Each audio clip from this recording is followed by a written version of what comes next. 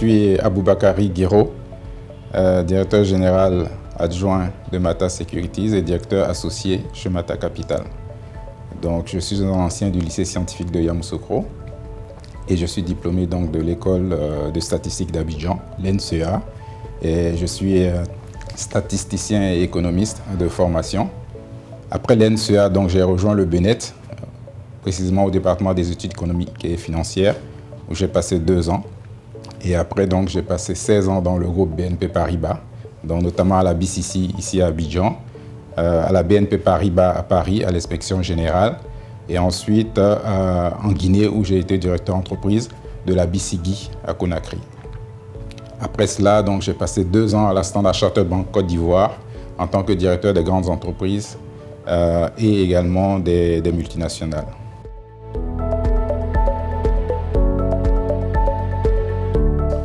L'aventure Mata Capital commence en 2017, donc avec mon associé et DG Jean-Paul Djemba, qui est le fondateur de Mata Capital, que j'ai rejoint donc en janvier 2018 en tant que directeur associé. Et Mata Capital, c'est vraiment une banque d'affaires panafricaine qui est spécialisée vraiment dans le conseil financier aux entreprises et aux États. Donc, on constatait effectivement qu'il y avait un gap entre les entreprises, les États et les solutions de financement qui étaient proposées par les banques internationales, des financements structurés. Et nous avons décidé donc de nous placer au milieu, donc comme un pont entre les entreprises, les États et les banques internationales qui proposent des solutions de financement structurées, innovantes. Et depuis 2018, donc, nous avons commencé cette activité-là. Nous conseillons plusieurs États et plusieurs entreprises dans la levée des financements, mais aussi dans la gestion de leurs risques financiers, notamment les risques de volatilité de monnaie, de taux d'intérêt et également de commodities. Et c'est dans ce cadre-là que pour diversifier en fait nos activités, nous avons décidé effectivement de créer Mata Securities, qui est donc la SGI, donc Société de gestion et d'intermédiation, qui nous ouvre les portes donc, sur le marché financier dans la sous-région, puisque nous avons une licence qui couvre les 8 pays de l'UEMOA, qui nous avait été donnée par l'autorité des marchés financiers. Et avec donc, cette licence-là, Mata Securities donc, peut intervenir dans la structuration, les émissions d'emprunts obligataires, mais également les placements sur les valeurs mobilières au sein donc, de la zone. Donc nous faisons le courtage, les introductions en bourse. C'est dans ce cadre également que les produits donc, de finance islamique comme le soukouk nous intéressent vraiment vivement.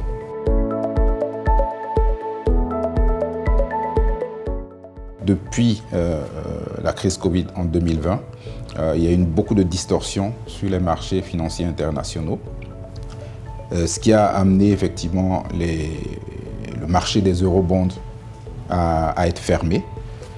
Ce marché était beaucoup utilisé par nos États pour émettre des eurobonds, soit en devises, donc en euros ou en dollars, pour financer effectivement l'économie de nos pays et le développement de nos pays. Ces marchés étant fermés depuis la crise Covid et également la guerre russo-ukrainienne, nos États, depuis ces dernières années, ont commencé à se tourner effectivement sur le marché des capitaux locaux et également donc, à travers l'émission d'emprunts obligataires sur ces marchés-là. Et donc, ce qui démontre, qui justifie l'accroissement que nous constatons depuis 2-3 ans de l'utilisation effectivement des marchés locaux dans le financement de nos économies. Donc, de plus en plus d'emprunts obligataires qui sont émis par nos États, donc la Côte d'Ivoire, le Sénégal et les autres pays de l'UEMOA.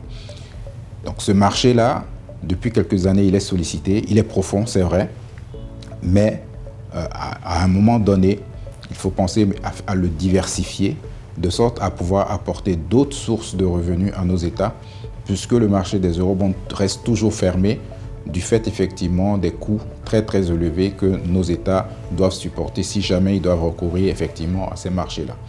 Et c'est là où le marché de la finance islamique devient un atout important pour notre région. Et nous constatons effectivement qu'il est très peu développé en ce moment. Quand vous prenez par exemple l'État, la Côte d'Ivoire, C'est en 2015 et 2016 que l'État de Côte d'Ivoire a émis des soukouk et plus rien.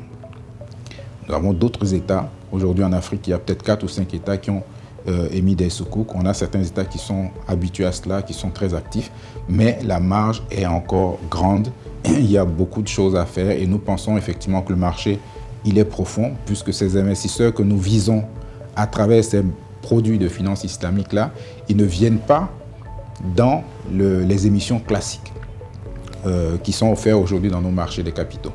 Donc pour pouvoir mobiliser cet investissement-là, cette source de revenus auprès aussi bien des investisseurs islamiques locaux, africains, mais aussi internationaux, nous avons besoin effectivement de développer ce marché-là. Donc le contexte actuel est favorable pour mener des actions de sensibilisation pour la vulgarisation des produits de la finance islamique, puisque ces produits-là sont très peu utilisés encore en Afrique, alors qu'il y a des sources de liquidités importantes aussi bien en Afrique, mais également à l'international, notamment au Moyen-Orient et en Asie, dans ces produits de finance islamique-là. Donc l'Afrique, nos pays africains doivent, pour diversifier vraiment leurs sources de financement, doivent se tourner vers ces produits de finance islamique-là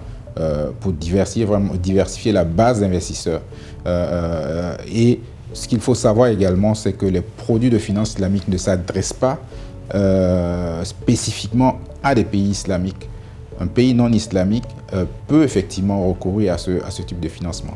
C'est le produit, c'est le projet qui est concerné par le financement qui doit être effectivement charia compliant. Aujourd'hui, nos entreprises et nos États financent leur développement à travers des levées de fonds qui sont faits sur des produits classiques au niveau des marchés financiers, mais aussi sur le marché international ou sur les marchés bancaires. Aujourd'hui, ces investissements vont à la construction d'infrastructures, à la construction d'usines pour les entreprises et les produits de finance islamique également se prêtent au financement de ce type d'investissement. Quand on prend par exemple les financements islamiques de type Ijara, ce sont des financements qui sont effectivement adossés sur des actifs bien donnés. Et donc ces financements peuvent remplacer ou se prêter à des investissements d'usines, d'infrastructures, et ça permet également de diversifier la source d'investissement. C'est vrai qu'il y a un volet juridique derrière qui doit permettre aux États d'être dans les conditions réglementaires optimales pour pouvoir lever ces financements. Mais nous avons vu que même dans un contexte où la réglementation n'était pas disponible, il y a des dispositions spéciales qui ont été prises pour que ces soukouk soient émis. On prend l'exemple de la Côte d'Ivoire en 2015 et 2016. Ces soukouk ont pu être émis parce que le soukouk Ijara se rapproche beaucoup des investissements comme le leasing ou des financements moyen terme qui sont pris ici localement par nos entreprises et par nos États pour financer ces projets-là. Mais allons plus loin, l'AMF, l'autorité des marchés financiers, a pris récemment des textes réglementaires pour faciliter l'émission des soukouk dans notre zone UEMOA. Et ça, c'est vraiment quelque chose de très très important qui est une base qui permet de vraiment venir développer l'émission des soukouk qui font partie effectivement des produits clés de la finance islamique dans notre région. Une fois cette base réglementaire disponible, désormais, dans tous les 8 pays de l'UEMOA, et les États et les entreprises peuvent recourir à ce type de financement-là pour leurs différents projets, que ce soit au niveau des usines et que ce soit au niveau des infrastructures et même au niveau du financement du fonds de roulement.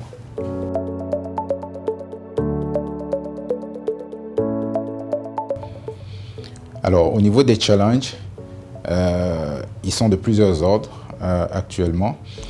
La première chose, la finance islamique n'est pas beaucoup connue par nos entreprises, par nos États. Il faut vraiment beaucoup de sensibilisation, beaucoup de formation. Ça a déjà commencé. mais il faut y aller. Il y a des États qui sont beaucoup plus avancés, comme par exemple les États comme le Nigeria qui émettent régulièrement des soukouk. Mais la plupart de nos États africains, effectivement, ont besoin de formation, de sensibilisation. Comme je le disais, je discutais avec des responsables dans un État récemment, mais qui pensent effectivement qu'il faut changer totalement la loi ou la constitution avant de pouvoir émettre des soukouk. Non, ce n'est pas le cas. Donc il faut vraiment beaucoup de sensibilisation. Il faut que les réformes au niveau réglementaire qui ont commencé dans certaines zones comme la zone UEMOA avec l'autorité des marchés financiers, que ça puisse se poursuivre dans les autres États pour créer un cadre, un contexte favorable donc, à l'émission des produits de la finance islamique. Ensuite, il faut aussi trouver le moyen de pouvoir attirer les investisseurs de finance islamique étrangers dans notre zone. Là, le challenge principal que je vois, c'est vraiment au niveau de la réglementation des changes, les devises.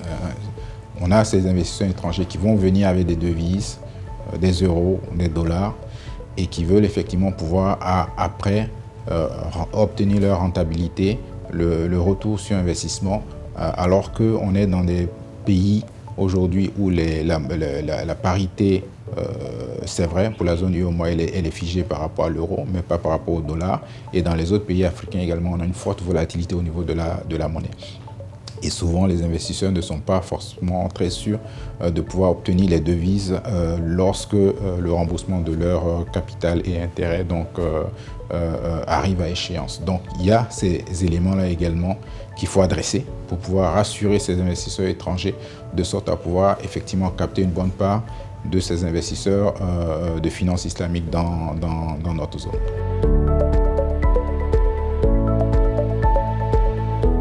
Alors, au niveau de Mata Capital généralement et de Mata Securities, notre vision, c'est vraiment de pouvoir apporter des solutions à nos États africains. Nous sommes panafricains et nous souhaitons apporter des solutions à nos États. Et ces solutions-là, ce sont des solutions vraiment de diversification. Et la diversification, elle vient aussi avec la finance islamique. Donc, nous souhaitons vraiment nous démarquer de la concurrence vis-à-vis de cela, aller chercher des solutions innovantes, des solutions de diversification pour apporter des solutions à nos États. Nos États et nos entreprises, ils ont des problèmes. Ils veulent des solutions. Et ces solutions-là, nous souhaitons effectivement le leur apporter en diversifiant au maximum. Et nous pensons que la finance islamique a vraiment sa place à jouer. C'est encore naissant dans nos États, donc il y a vraiment tout un boulevard.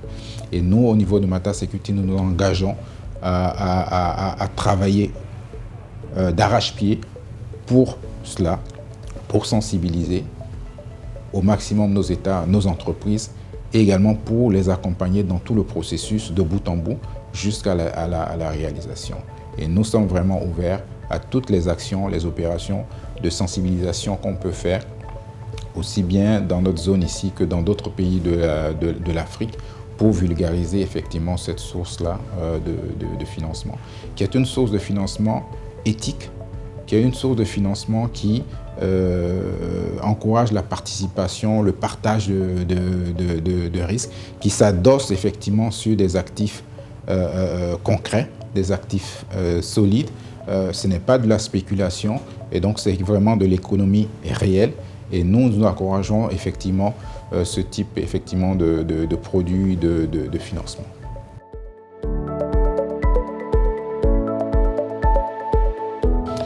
Vraiment pour finir, nous remercions infiniment IFMag qui a permis vraiment la réalisation de cette interview et également pour toutes les actions de sensibilisation, de formation que IFMag a entrepris donc depuis quelques années pour vulgariser, pour sensibiliser sur les produits de la finance islamique.